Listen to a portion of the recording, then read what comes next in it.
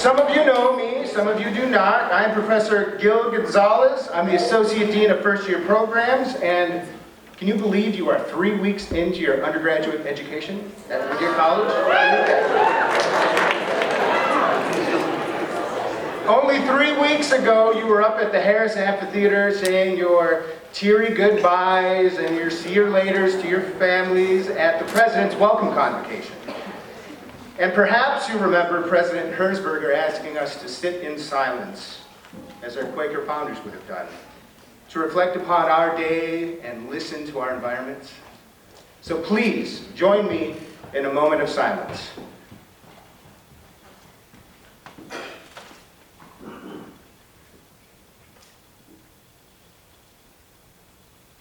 Thank you. Now, as we prepare to hear the new Student Convocation address, a question that came up in my mind when I was an undergraduate student was, what the heck is a convocation? Did you guys think of this? All right. The answer is quite simple. A convocation is a gathering, a large gathering of people in one place. That's it. That's it. Just like what we're doing today, just like what you did 3 weeks ago. Traditionally, these are held at institutions of higher learning, so that's why your faculty mentors and I have asked you to come to the Shandon Center today, is to hear an important convocation address tailored just for you. So, by now, you have likely begun to hear about Whittier College's pride and joy, the liberal arts. The liberal arts, in a nutshell, is an interdisciplinary way of thinking and learning, one that inspires connections and collaboration across our entire campus. And one of our excellent faculty members is here tonight to tell you about the liberal arts. But before I introduce the speaker, I want to let you know that there's a dessert reception after his presentation in the lobby. The second reason you're here tonight is for dessert, right? All right, great. And I was just speaking with our esteemed guest speaker right before the convocation, and he was asking me to tell you all these great things that he does.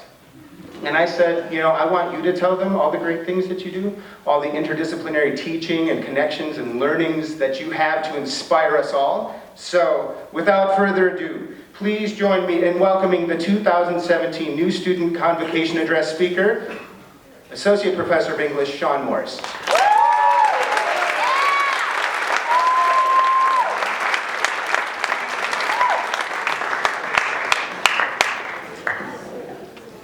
They told me not to walk in front of the speakers with this thing, so I'll try not to do that. Okay, I'm Sean Morris, professor in the Department of English Language and Literature, and I teach these things, among many others: linguistics, medieval language and literature, screenwriting, organizational leadership, and math, even once. I have paired courses, English courses, with other professors in philosophy, psychology, economics, business, biology, and astronomy. Okay, hold that thought. There's actually a purpose to all of that. Now I'll actually start the convocation speech. You ready? Good evening, students. I am Professor Morris, and I have come here tonight to explain to you the importance of a liberal arts education. On second thought, you're probably sick of hearing about the liberal arts. People have been jabbering at you all week about this, and all our studies show that you really don't care what those words mean anyway, and marketing studies say that, so I'm not actually going to tell you about the liberal arts.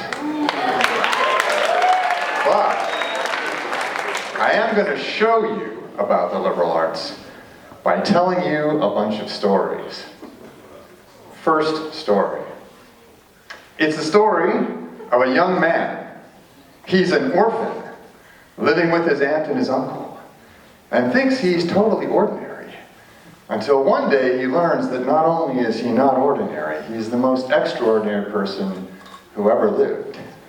And with the help and guidance of a wise old man, he learns how to use his special gift to save the world.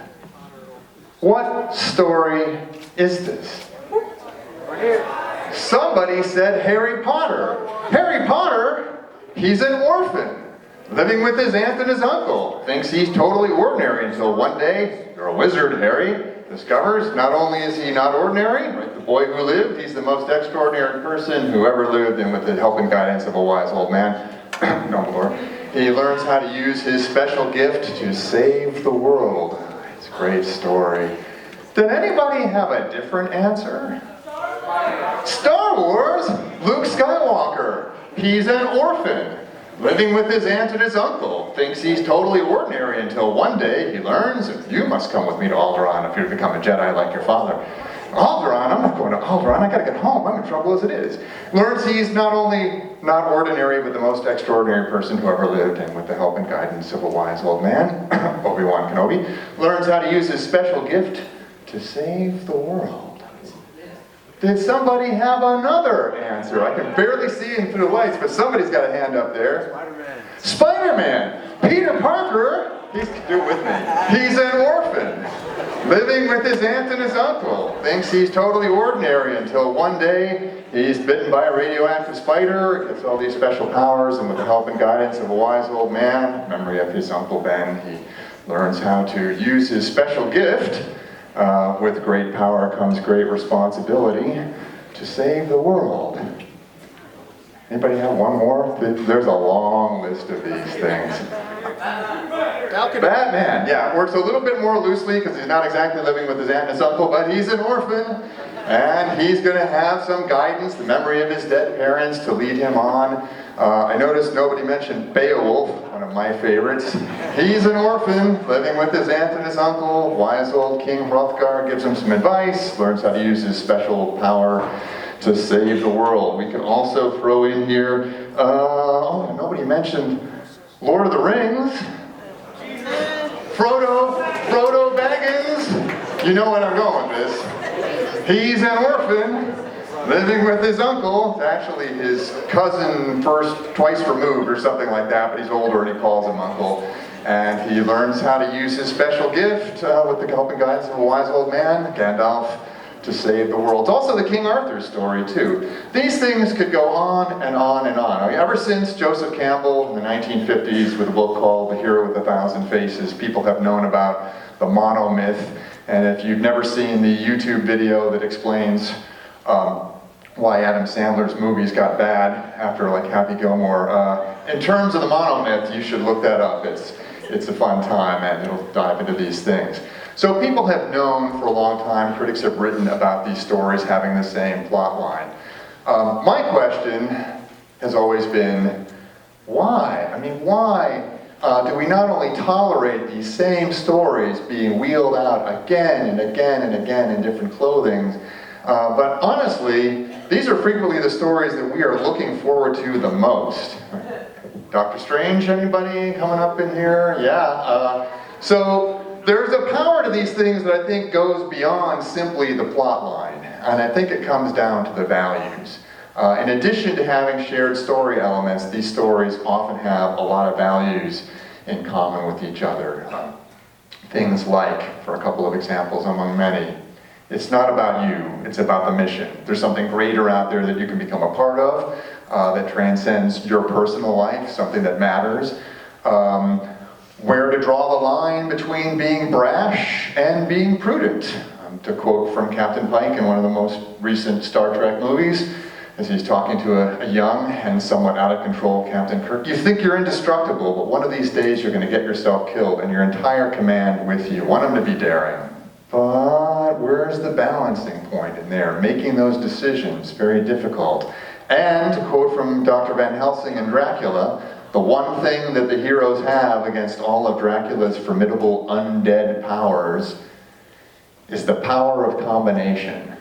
How many times have you seen this in a heroic story? The bad guys are more powerful than the good guys.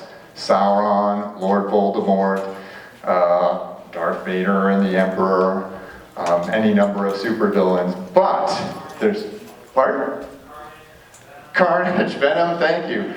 But there's one thing that the villains cannot do. Well, they can't win, but they can't win for a reason.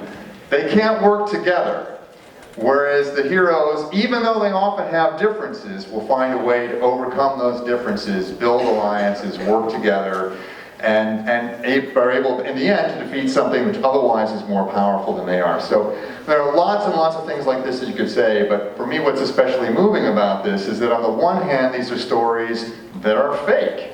I mean, after all, Luke Skywalker never existed.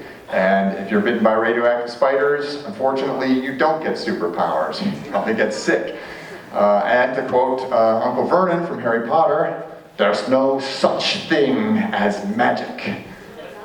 But on the other hand, these stories are as real as anything gets, if you're talking about the things that they're really getting at. The kinds of decisions that have to be made, how to make those things, and how to somehow overcome some formidable obstacles.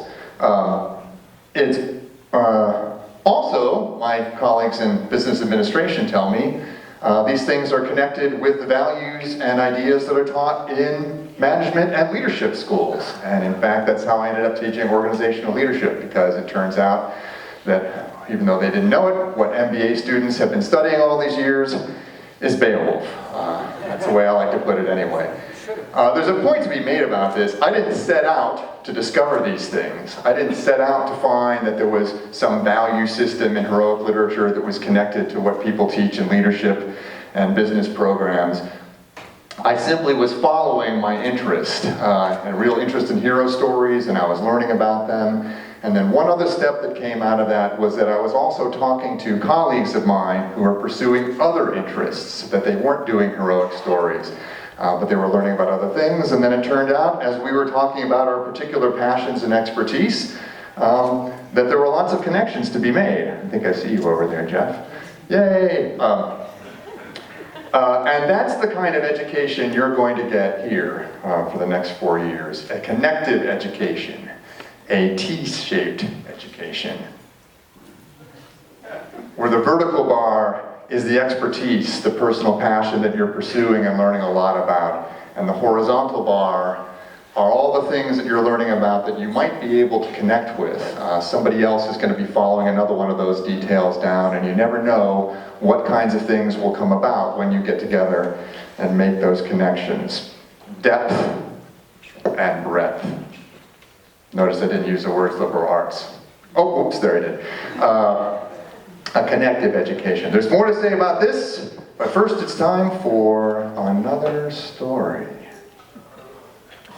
It's England, 1906, a country fair, and they're doing the kinds of things that people do in country fairs in 1906 in England. I'm guessing they're making and eating a lot of pie, and also showing off a lot of different kinds of animals from different people's farms.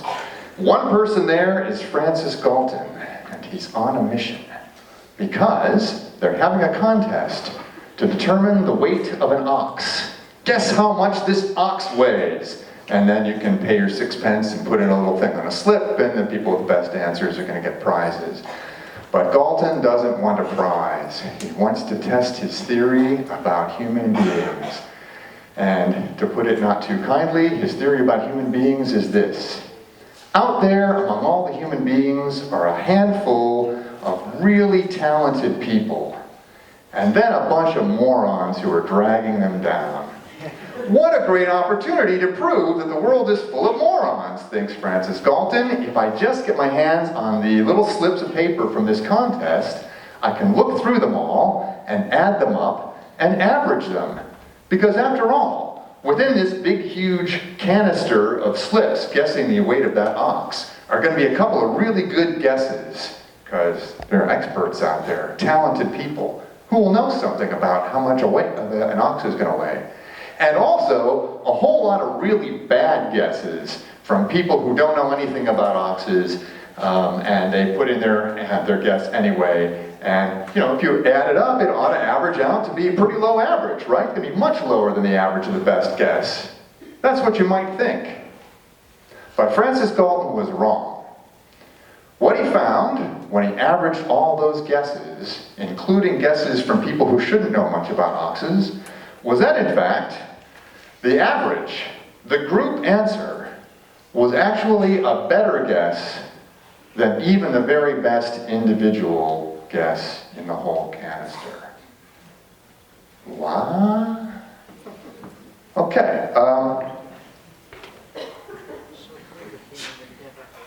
This happens in plenty of other examples. You can look at James Surowiecki's book, The Wisdom of Crowds, an excellent book and a very good readable one. I have lots of other ones I'd like to give you, but I'm not going to give you those stories because I've got other stories to give you. You find time and time again that the group answer tends to be better than the best individual answer. A couple of conditions on that. It has to be a diverse group of people and they have to be operating independently. After all, if we get together and start talking and you all think like, well, he's a professor, I better go with his answer. And then all of a sudden you've got like 27 answers that are exactly the same instead of different ones. But if you have those conditions, you can do all kinds of things, from guessing the number of jelly beans in a jar to finding a missing nuclear submarine in 200 square miles of water within 220 yards by averaging, in a special way, the group guesses.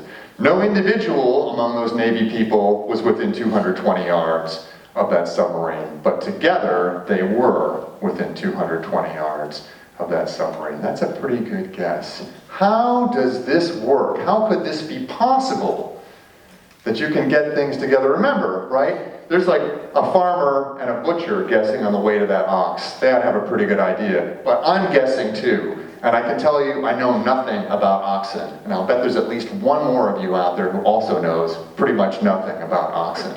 And little Billy the balloon boy, he's guessing too, right? Everybody's putting a guess in there. And yet, together, that answer is better than that farmer or that butcher. How could that possibly be? Everybody's got information. I've got information about the weight of an ox. Most of it's really bad information. But maybe there's some good information in there that I picked up somewhere, who knows? And maybe you've got some good information and also some really bad information. And a couple of you out there have really good information, but even the best people are not perfect. So they're gonna have some bad information, right? The ox farmer and the butcher are not gonna have perfect guesses every time. They'll be a little bit off.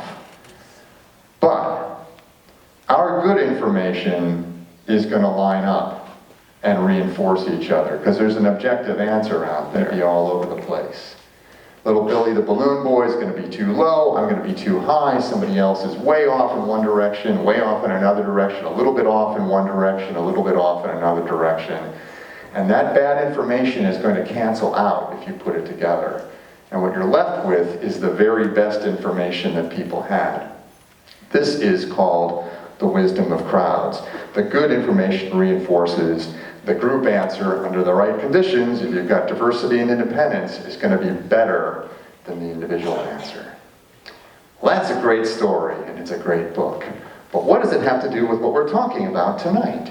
Your education. I'll answer you with another story. This is going to tie back together, I promise. It's a story about an actress in 1930s, 1940s Hollywood, Hedy Lamarr. And she's got a neighbor. He's a piano player and a composer, George Entile, if I'm pronouncing his name properly in there. What do you think that an actress and a pianist and a composer would get if you put them together? They'd probably come up with something artistic, right? And maybe they did, but that's not the story I'm going to tell. Because her ex-husband was a military engineer who worked on torpedo guidance systems. Did she know much about torpedo guidance systems? Not much. But she knew her husband had a problem with that when she was married to him, and that was that it was really easy for the signals to get messed up because, number one, people can jam radio signals, and number two, radio signals can get messed up anyway, just on their own, as a torpedo gets further and further away from a submarine.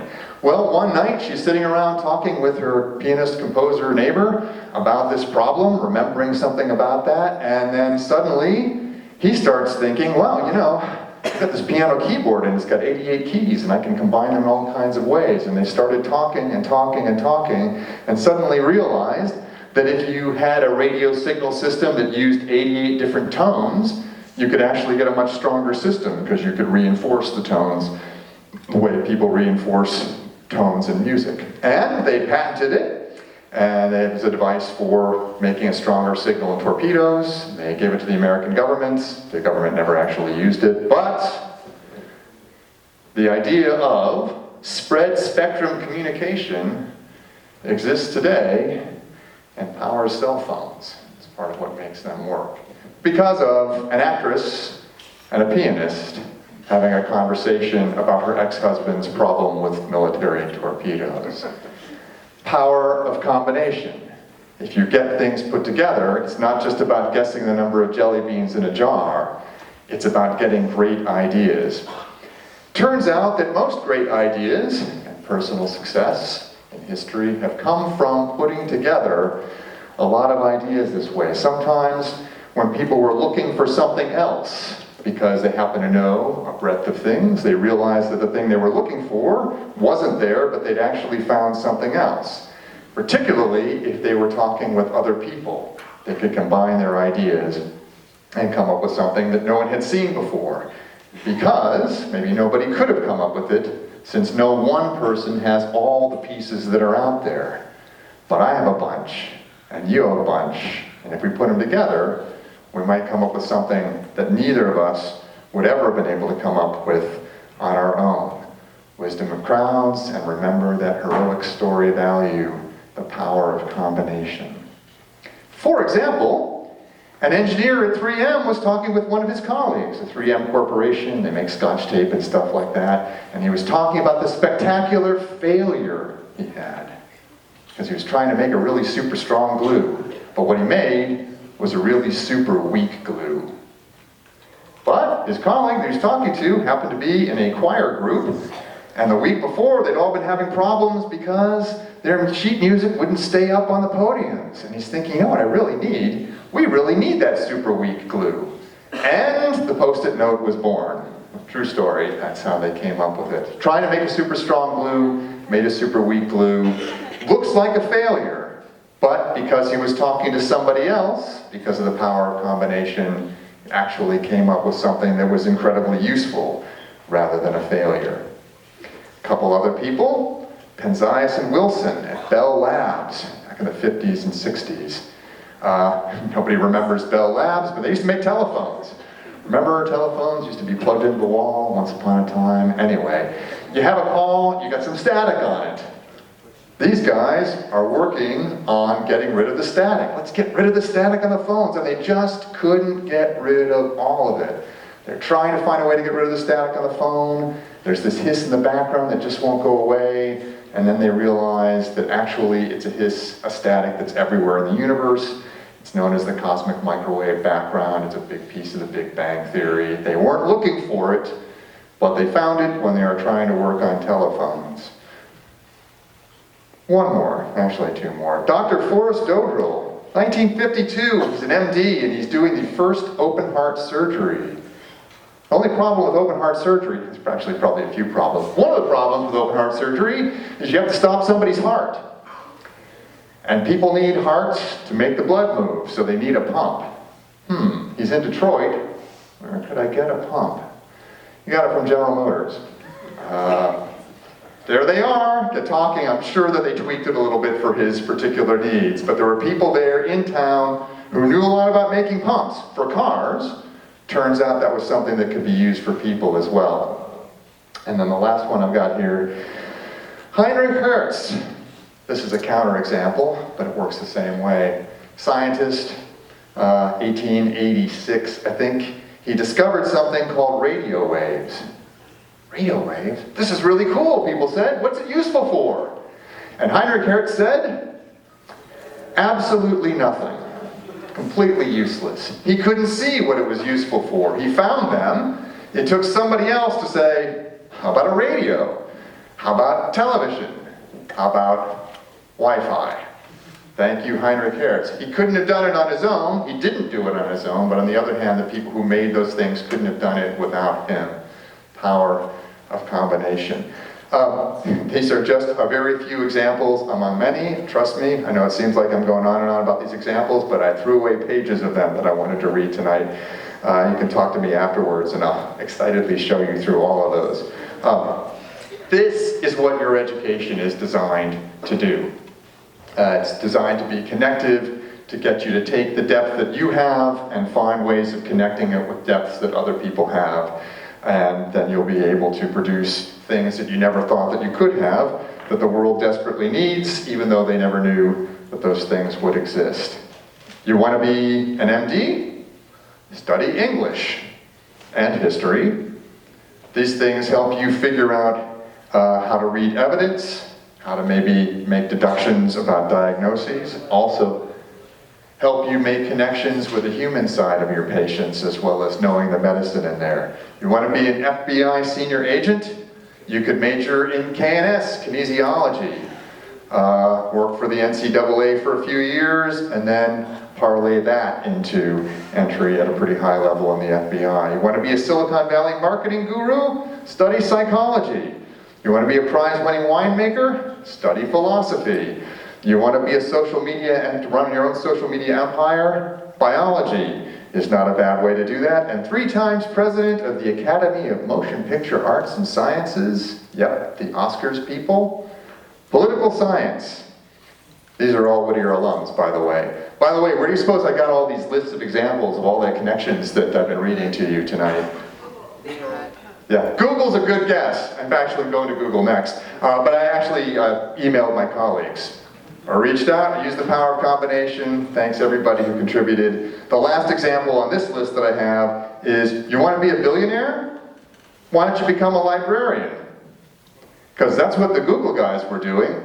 They weren't trying to make an internet search engine. They were trying to find ways of doing library searches to help out the people in the library that they were working with. And then they made the connective leap that the stuff that they were doing could be used for the internet. Turns into a very useful thing for us and also a whole lot of money.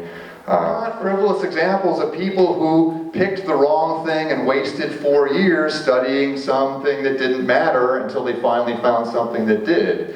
These are examples of people who found the right thing because they pursued that connective kind of education. And all the people on that list are people who swear by the education they got and how helpful philosophy was in becoming a winemaker and how helpful psychology was in becoming a Silicon Valley marketing guru. These things help, sometimes in ways you can't predict ahead of time. But if you do that here, if you find ways of pursuing a particular passion, or maybe a couple of them, and then find ways of connecting with other people, talking to them any chance that you get, talking to them about your courses, talking about them in your spare time, talking to them about homework, or going to lectures or plays, going to sports events. Take every moment to connect with everybody that you can, even if it's about something like fantasy football or philosophy. You never know where those things are going to lead if you pursue those connections. Everything new and great in the world is basically made up of a fresh combination of things that already exist. What is Star Wars other than teenage cars crossed with samurai movies, crossed with World War II dogfights, dressed up in some science fiction clothing? What are you besides the collection of things you've gotten from your parents and your friends and your teachers and your culture? And yet, Star Wars is more than just those things, even though it is those things. And you are more than just those things. There's the special tweak that you give to those pieces that you've collected that only you can give them.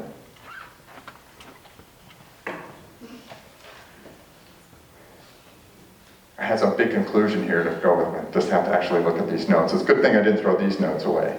Right, and you can make up that special tweak that will make you somehow larger than the sum of your parts, just as Star Wars and all those other examples are larger than the sum of the parts. That's your story, the story you can pursue for the next 4 years and for the rest of your life. Every good story deserves an epilogue.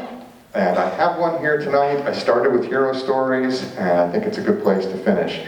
This last one is about why it thrills me so much to think about that moment when Superman opens his shirt, Clark Kent, I should say, opens his shirt and reveals the Superman logo underneath. How many times have you seen this again and again? Not just Superman, it shows up in Spider-Man, it showed up in Kick-Ass the movie. Everybody's trying to do this moment. Supergirl, even an ad I saw once that showed a guy in business clothes with a briefcase, and he was sort of pulling back his shirt, and underneath it wasn't a Superman logo, but it was like some sort of other business thing, like you're going to become something greater. Anybody else thrilled by this? Is it just me?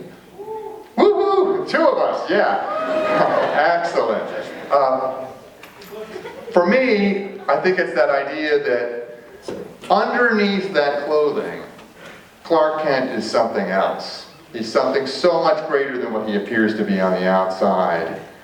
And I think that we all really feel this way about ourselves, that there's something in there that if only we could find a way to bring it out, we could somehow show ourselves greater than this outside collection of parts that people see when they look at us. Something you can aspire to. And I think that you can do that if you pursue this kind of education. I actually have on a Superman t-shirt underneath my shirt. I'm doing it for you.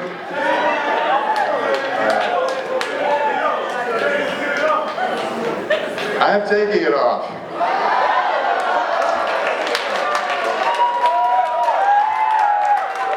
No, I'm not a Man of Steel. I can't fly, and I don't have X-ray vision, much to everyone's relief now in the audience. But I do feel that there are greater things that I can aspire to, something larger than myself, like the heroic story. I think you can too. Use connective education, use the power of combination to reach for that larger self inside you. And the last thing I'll tell you is from one of the Andrew Garfield Spider-Man movies. At the very end of the first one of those, it's an English class. He walks into the English class, late again as usual, Mr. Parker. Sorry, it won't happen again. Don't make promises you can't keep. Sits down, and the class continues. There are those who will tell you there are 12 different kinds of stories. But I think there's only one kind of story. Who am I? Who are you? Who could you be? That's what you should get out of your education. That's all I got. Except for...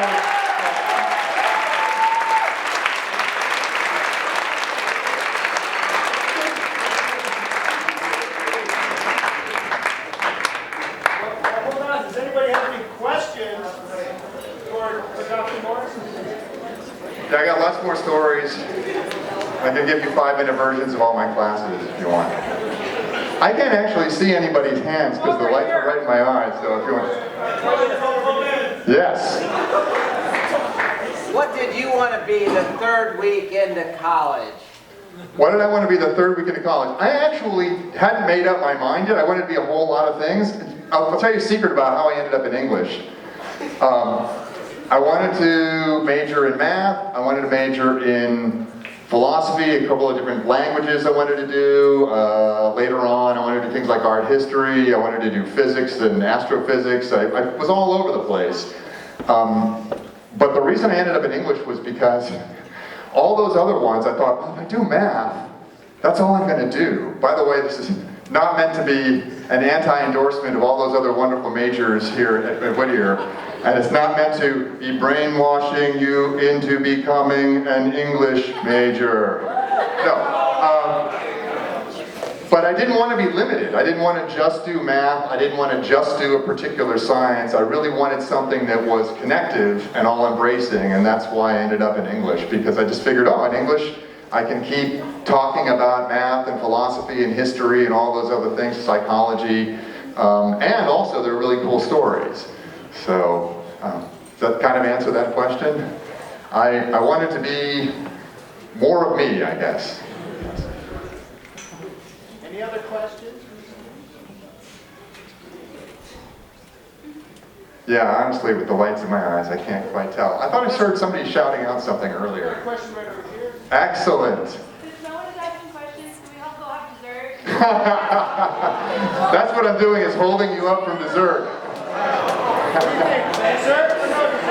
You know, I can go out there and eat dessert and mill around with people, and you can come up and me the questions that you don't want to do in front. Who's going to ask a question now, right? Nice job. All right, let's get some dessert.